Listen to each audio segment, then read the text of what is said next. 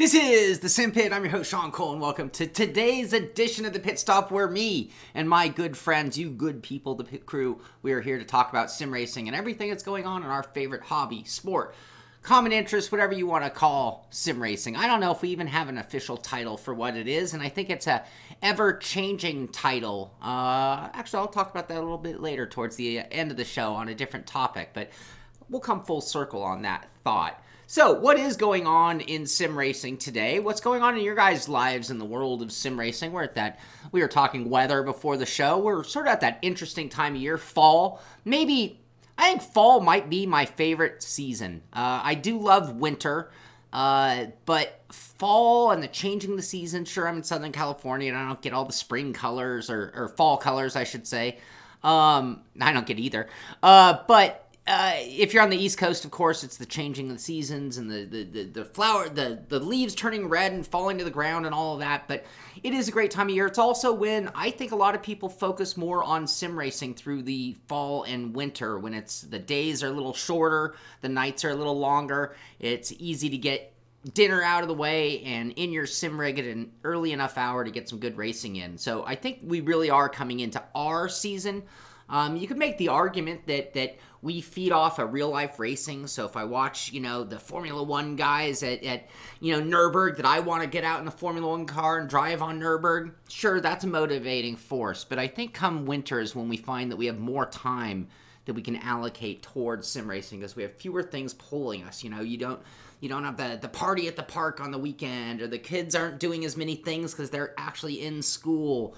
So many factors that I think really make winter come out as a great time to race. So anyway, that wasn't even my topic of the day. I don't know how I got there, other than we were talking weather at the beginning of the show. But starting off with the Forza camp, at first I thought this was happening in London. If you know, I've never been to London, but I do know London cabs, and that's what a London cab looks like.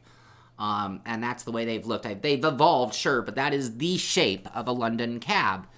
And anyway, so this one's all branded up in Forza Horizon 4. It's got a full wrap on it, showing off the Xbox One Forza Horizon 4.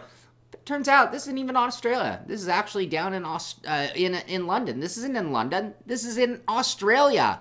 So this is actually, and it threw me for a loop at first. But again, press start Australia, saying there are actually London cabs driving around Australia with Forza branding on them. I thought that was kind of neat. Let's look at this graphic and what can we make of it. So Forza Horizon 4 posting the scores, the game scores that Forza Horizon 4 has gotten. Guardian, Trusted Reviews, Windows Central, Twin Finite, Xbox Tavern. It goes on and on and on. Some of them bigger. IGN, I see they're on the list. Cheat Code Central, I know them. I know Trusted Reviews, the second one I named. Anyway, a lot of places, but look at these scores. 10 out of 10, 10 out of 10, 10 out of 10, 9.8, 9.7, 9.7, 9.5, 9.5. The lowest score I can find is a 9.4, and at least half of these are a 10 out of 10.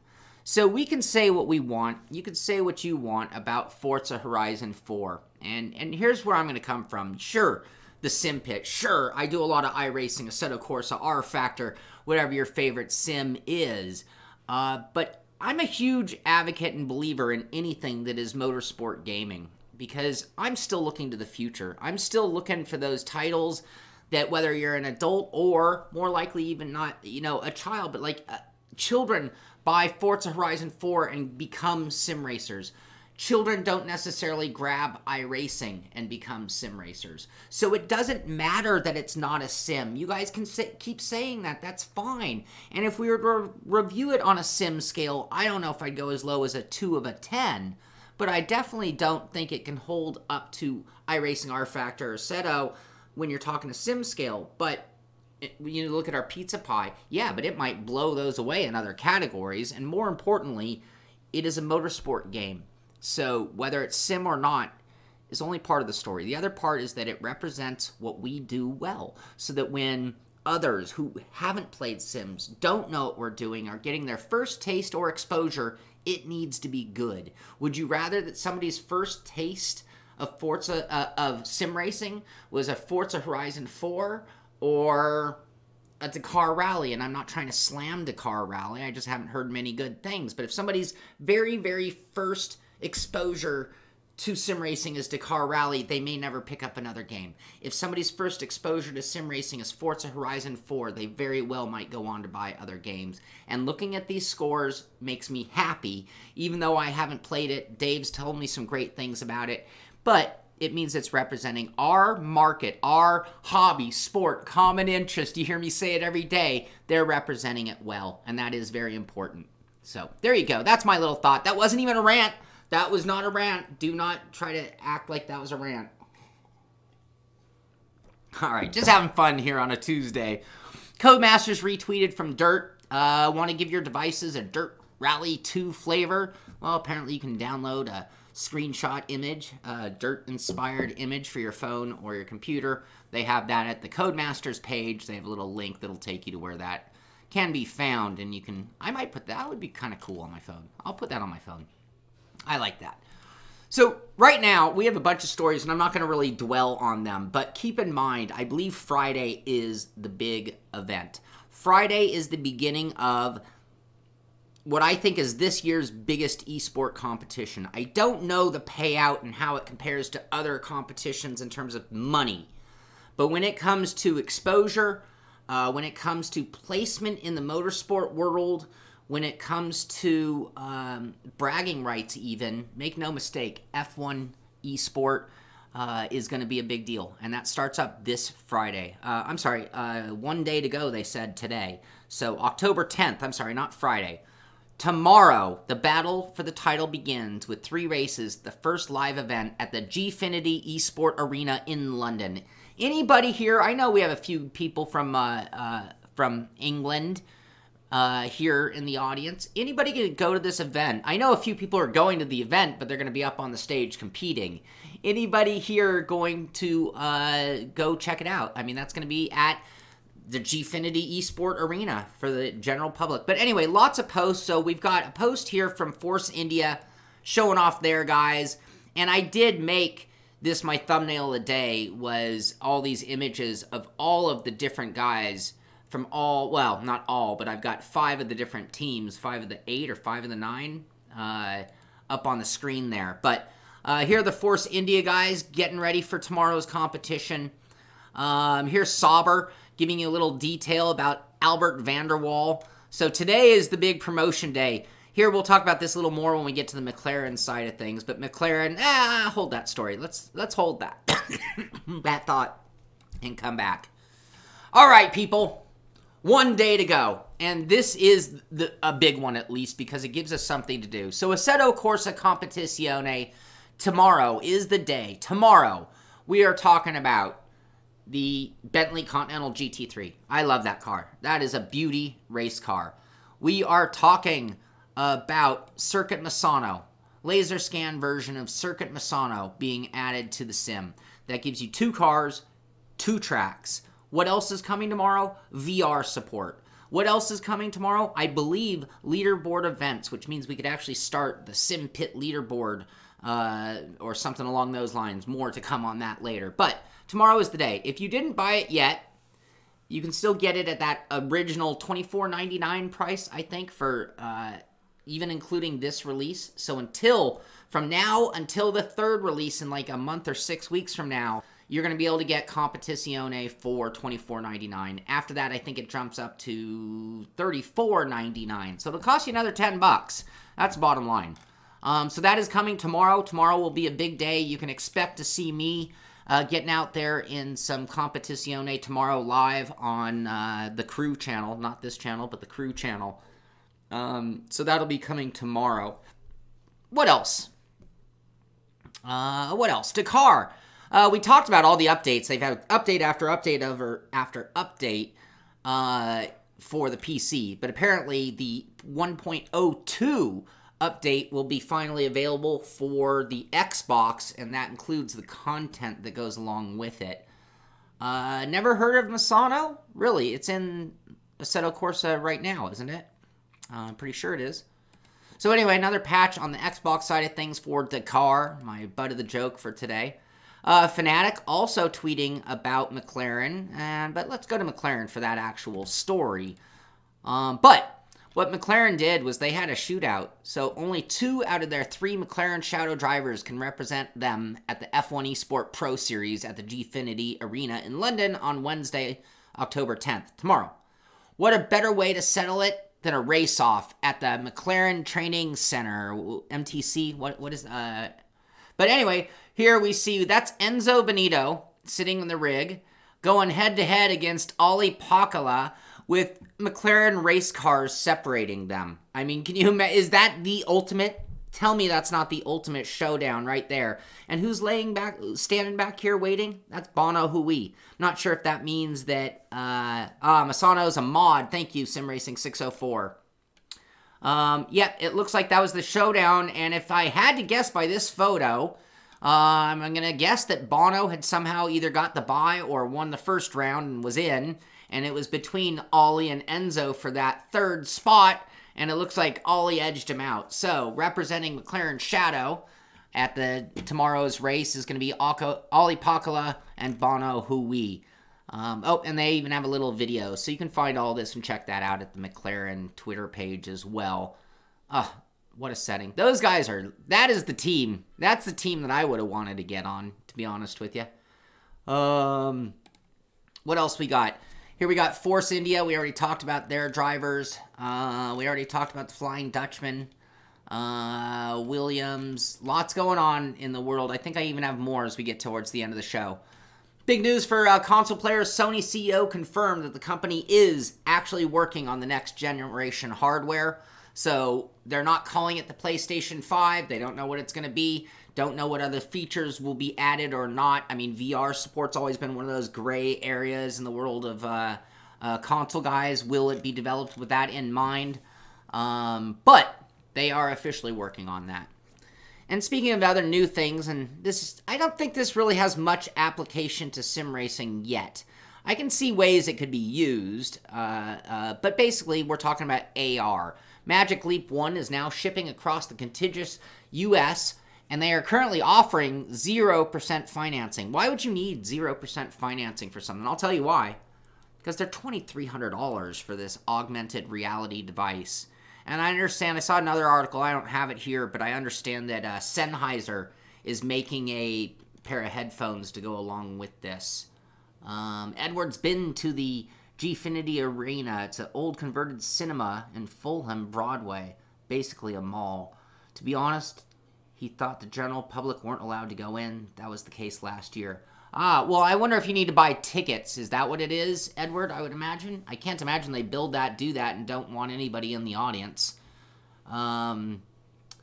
Correct. T-Bone, that's a great question, because really it's Xbox that has been slow to get to the VR.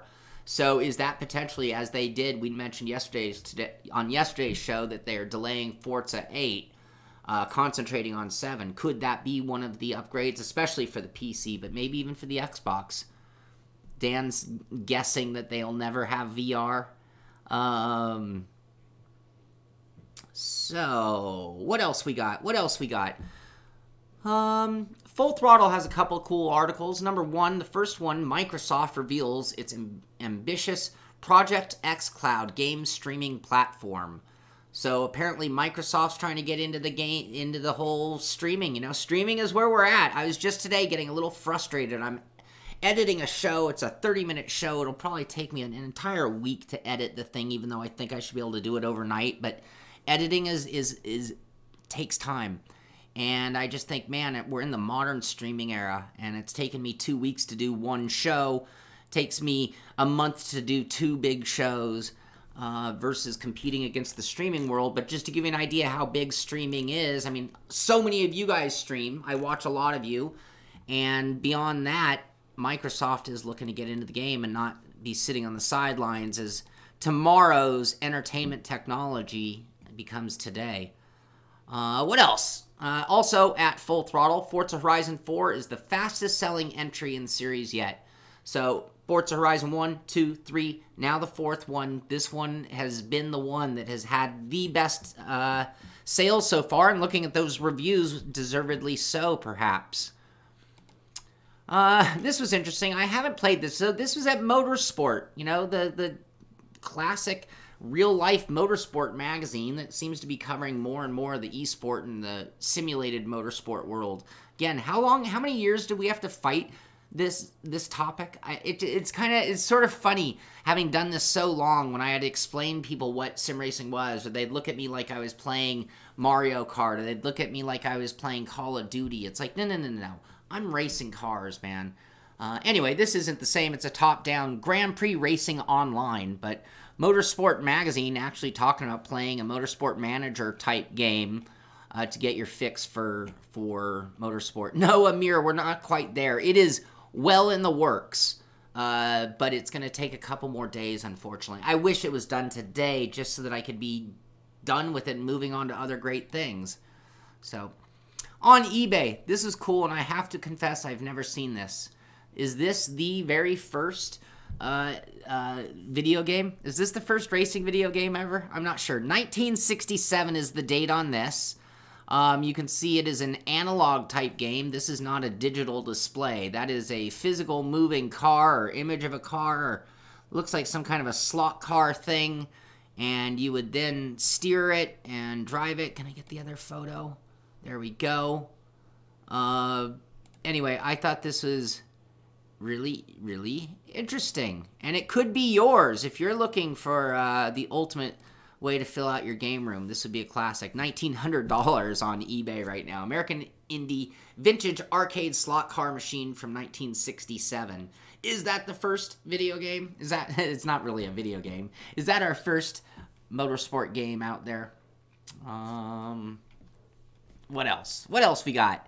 Didn't even hear or know about this one. Dark Side of Gaming talking about a Trials of Tenere is a new physics-based desert motorcycle game. Alpha version available for download.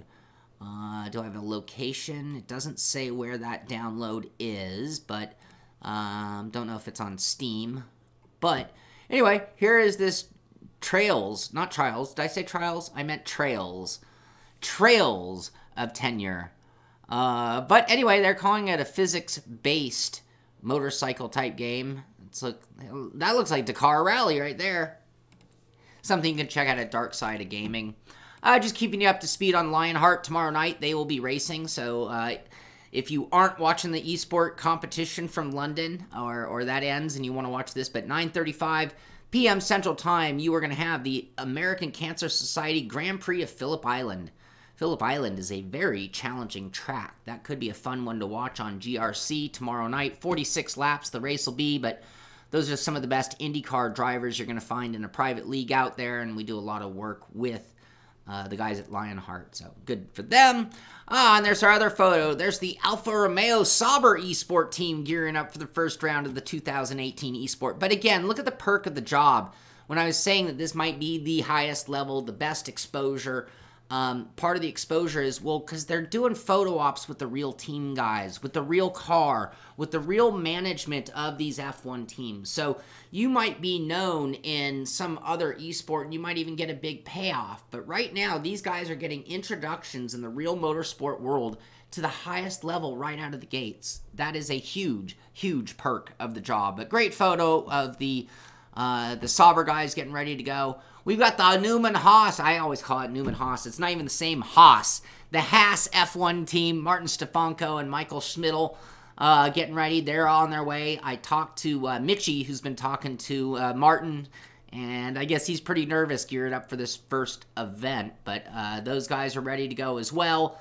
You've got the Hype Energy Force India team getting ready to go. Don't know which three is. So again, in the same scenario as McLaren, two of these three will be on their way. Mad Sorensen, Marcel Kiefer, or Fabricio Donoso. So one of those three will be going, or two of those three will be heading to London for the event. And again, this is all kicking off tomorrow. This is a big deal that is about to happen. No, don't send me notifications. Intel making claims that the i9-9900K is the best gaming processor in the world. Intel counters Ryzen with 8-core mainstream CPU of its own. I'll be looking for some benchmarks, but even more importantly, what will I be looking for? I'll be looking for discounted prices on the best i7 they currently make and get it for a dime on the dollar compared to the cost of that i9, I'm going to guess. But that is good news because it'll drive down the prices of everything else, and it means that we're getting ready for that next step. You know, if all, think about it, we are on the next gen CPUs, the next gen GPUs, and now we need those to become popular enough that all of the game companies will optimize for those, and then we're going to see updates to games that are going to be able to utilize some of this new horsepower that we have available. But right now our games are not there, so sim racing has always been software, hardware, software, hardware. It's like a stepping ladder between the two to get us to that next level. So now the hardware guys have come through. It's time for the software guys to do the same. This is the cheapest I have ever seen any kind of mixed reality. Lenovo Explorer mixed reality headset available from B&H Photo for $99.99. Regular price $189.99. Instant savings $90. Limited supply, so you might want to hurry up. Don't know how many are going to be for sale, but if you're looking for a Windows mixed reality VR experience, the Lenovo Explorer for 99 bucks. I don't think that comes, yeah, no external sensors. I don't think that comes with any controllers. That's just like the Sim Racers version right there. We talked about the Vive Wireless. Jesse, Con, are you here? We talked about the HTC and wireless adapter that just came out a couple weeks ago. Apparently, HTC is investigating the Vive Wireless Adapter heating report. So there might be some issues with that device under long-term use by the entire world. What else we got? What else we got to talk about today? This is a whole trade show, really. Trade show. Focus for VR Days Europe 2018 to look at future tech. Over 140 thought leaders and experts to reveal how XR solutions will transform business, healthcare, and the arts. And of course, they show somebody driving, so they don't show somebody doing surgery in VR. They don't show someone doing business apps, and they don't show somebody doing art. They show somebody driving, maybe the best application of all for VR. Hurry up, guys, get with it. I don't like their naming, but anyway, here's a beginner's guide to a inexpensive rig. Very similar to a Deathmobile. Nice attempt. I like the way he used, it looks like he just pulled the legs off of an office chair and bolted that to the wood. I'd have probably done just a little bit more supporting, like my Deathmobile, I think, was a little more supported than that one, but not a bad effort, and inspiration for somebody who's still playing at a desktop. It doesn't take a miracle to sit in a rig instead of at a desktop, which is honestly the better way to sim race. I've seen ways to hold a rolling chair in place, but you want to get hardcore, you need a sim rig, and you don't need to go buy an expensive rig. You can build something out of anything. So, what else we got? What was this story? Oh, I have this elsewhere. I had that elsewhere, sorry. So here, sim racing, Word Officiel Motorsport. Well, this is something we talked about just the other day. I'm going to bring up my translated version of this to help us all out here. But this is at sport1.de. Sim racing officially becomes a motorsport. So, again, this is another thing, but the German Motorsport Federation, the DMSB, and anybody from Europe knows who that is. Anyone from Germany certainly knows where that is if they're an auto racing fan. But digital motorsport is recognized as a separate discipline. So when we've talked about where is sim racing on the ladder, does it belong on the ladder? This was an argument we'd have even just 2 years ago. But in today's era, in today's time, there is no more argument. I don't have to defend sim racing to anybody. I don't have to compare it to karting or running in an amateur level series of any kind. It is a plateau in the sim racing, in the real motorsport world. And when you have organizations like the German Motorsport Federation making that statement, that's a big deal.